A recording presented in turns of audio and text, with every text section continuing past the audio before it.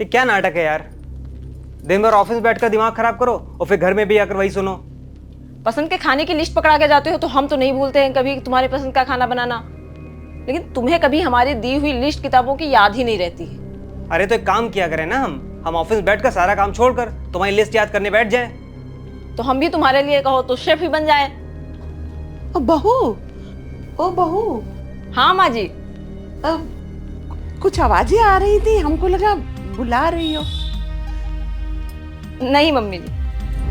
Mummy कल मुझे school कौन छोड़ने जाएगा, आप या फिर पापा? पापा। मम्मा। यार अंतिमा, कल यार रूही को स्कूल छोड़ देना तुम। एक्चुअली मेरी मीटिंग है और बॉस ने मुझे एग्जैक्ट 7 बजे बुलाया है। मैं परसों से जाऊँ ना छोड़ने से, प्लीज। ठीक है। अरे इनसे तो आजकल अकेले का भी खाना नहीं बनता है। हमारे जमाने में हम लोग तो 10-10 मजदूरों को भी खाना बनाते थे। हाँ, अरे नहीं, सब नए नए चोचले हैं। ये भी तैयार कर लेना बेटा, ठीक है? इससे ज्यादा कुछ नहीं पूछेंगे। मम्मा, हाँ? दादी आपसे प्यार क्यों नहीं करती हैं? करती है बेटा, तुमसे किसने कहा? हम सबको बराबर प्यार करती हैं दादी। तो रोज पड़ोस वाली दादी के साथ बैठकर आपकी बुराई क्यों करती हैं? मेरी और पापा की तो नहीं करती। बेटा 9 बज रहे हैं, अब सो जाओ, नहीं तो सुबह स्कूल जाना है ना, उठ नहीं पाओगी। सो जाओ जल्दी से। कम, चलो लेटो, सो अच्छे से।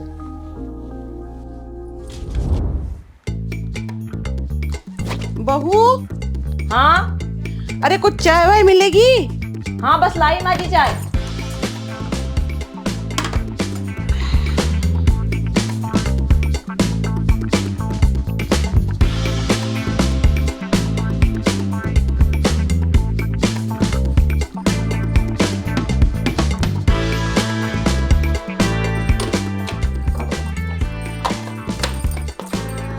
अरे सुनिए जी, आपका टिफिन।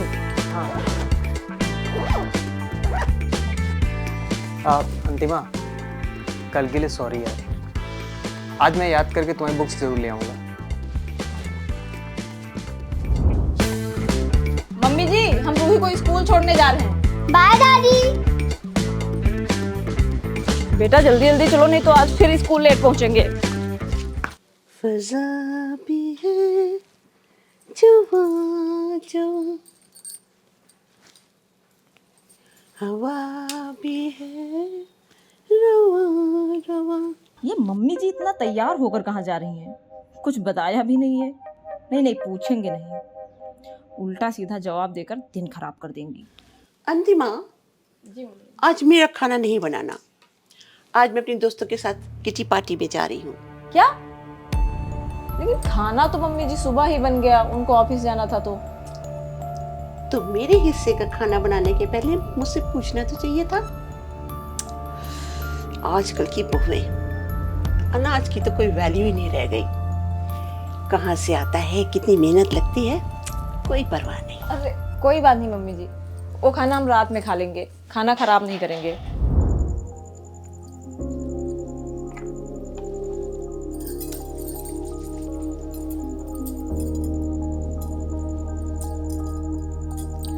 अरे जरा ठीक से करो, बिल्कुल जैसे नाटक कर रही हूँ। ये अभी तक आई क्यों नहीं? क्या करने लग गई है?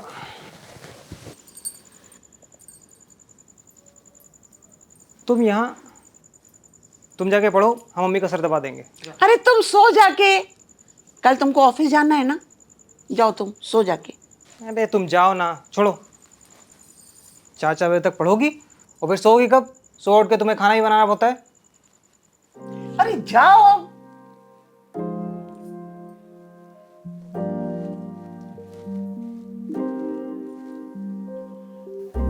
बेटा, अगर चिल्लाओ नहीं तो एक बात कहें।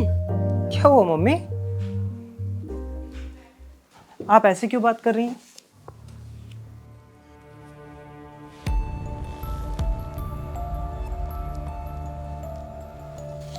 देखो, आजकल की लड़कियों को इस तरह सर पे चढ़ाना ठीक नहीं है। बाकी तुम बड़े तो हो ही गए हो, समझदार भी हो।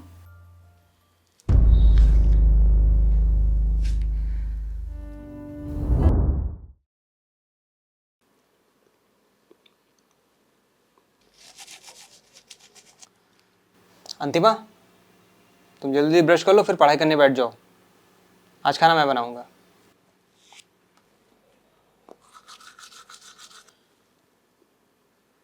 आज मेरा बहू के हाथ के आलू के पराठे खाने का मन है।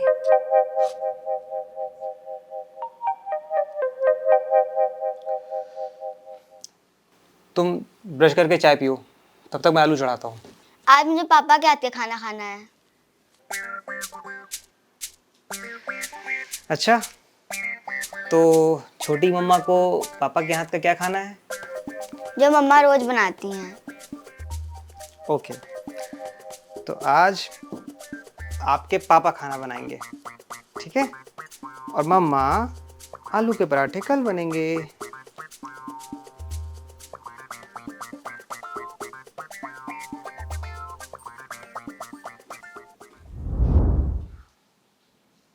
बिल्कुल सही कहा मम्मी जी आपने। हमारे घर की औरतें अगर बाहर निकलकर अपने पैरों पर खड़ी होंगी तो समाज में बदनामी होगी, लेकिन अगर किटी पार्टी करने जाएंगी तो लोगों के बीच स्टेटस बनेगा। देख रहे हो इनका साइड लेने का नतीजा? जुबान कैंची की तरह चलने लगी है। अंतिमा, देखो यार, गुस्सा नहीं करते हैं। अब एक हिसाब से मम्मी भी सही कह रही हैं। अगर तुम बाहर जॉब करने चली जाओगी तो हमारा, मम्मी का, रूही का, हम सबका ख्याल कौन रखेगा? और या फिर हम सब तुम्हारे बिना नहीं रह सकते। अभी तुम अचानक से इतने स्वार्थी कैसे हो सकते हो? मुझे पता है कि तुमने किचन से लगाकर मेरे हर काम में मुझे बहुत सपोर्ट किया है, लेकिन अगर तुम मुझे ज्वाइनिंग नहीं लेने दोगे तो फिर उस सपोर्ट का क्या मतलब रह जाएगा? और फिर ये मेरा सपना नहीं था, हम दोनों का सपना है कुछ बनकर इस सोसाइटी के लिए बड़ा करने का। तुम सब कुछ भूल गए हो अभी। और शादी के बाद मैंने तुम्हारे हर एक फैसले का सम्मान किया है। यहाँ तक कि मम्मी जी मुझे कुछ भी कहती रही, मैंने कभी उन्हें पलटकर जवाब नहीं दिया। देखा बेटा, मैं कहती थी ना, इनके लक्षण कुछ ठीक नहीं दिखते हैं। और अब बाहर कदम निकलते ही पर और निकल आएंगे। अरे टीवी, अखबार, इन सब में जो खबरें छपती हैं, ये कोई झूठ नहीं होती हैं। एसडीएम मैडम वाली कहानी याद है ना, कि भूल गई इतनी जल्दी? कितना किया उसके आदमी ने, घर वालों ने, सब छोड़ छाड़ के चल दी फिर। मम्मी जी, अगर मेरी जगह आपकी बेटी होती तब भी क्या आपके शब्द यही होते? अरे अगर नहीं समझ आती दूसरे घर से ब्याह कर लाई गई लड़कियां, उनके काम करने का तरीका और उनके पति द्वारा उनका किया गया सपोर्ट, तो फिर क्यों करती है अपने लड़के की शादी? मम्मी, सॉरी तुम्हें परेशान करने के लिए। एक्चुअली हम ये चाहते थे कि तुम्हारे जाने से पहले मम्मी तुम्हें समझ सके और मम्मी खुद खुश होकर कहें कि हम सब साथ चलेंगे। अंतिमा, हम और रूही तुम्हारे साथ चलेंगे और 2-4 दिन के लिए यहाँ खाना बनाने को किसी को बोल देंगे और 2-4 दिन में सेटल करके यहाँ पर हम वापस आ जाएंगे। और जब तक तुम्हारी वहाँ पर ट्रेनिंग चलेगी, हम तुम्हारे डिस्ट्रिक्ट में कोई ना कोई अपने लिए जॉब ढूंढ लेंगे और फिर हम सब तुम्हारे साथ ही वहाँ शिफ्ट हो जाएंगे। और ये मेरा अंतिम फैसला है।